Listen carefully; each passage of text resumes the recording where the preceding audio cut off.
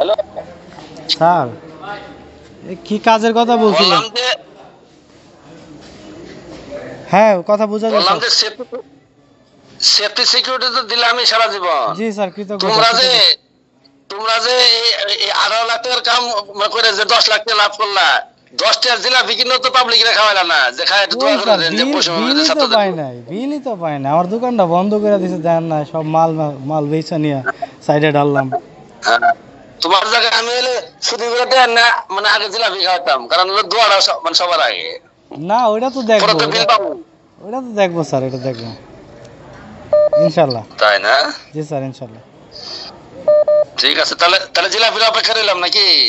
জিলাপি না অন্য কিছু? না না না না, জিলাপি এলে আমাকে এক প্যাচ আধা প্যাচ জিলাপি দিলে অসুবিধা নেই। আচ্ছা ঠিক আছে, ওই দিন দেখলাম মসজিদে জিলাপি বাড়ছেন।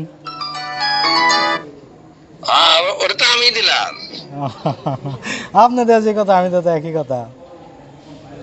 না, এটা মানে বিভিন্ন পারপাসে হইলে পাবলিক খাইলো আর কি, বুঝো নাই? আচ্ছা স্যার, বিল টিল পাই, একটা অ্যামাউন্ট দেখবো না ইনশাল্লাহ। ঠিক আছে। ওকে ওকে। আচ্ছা আচ্ছা। মামা হাই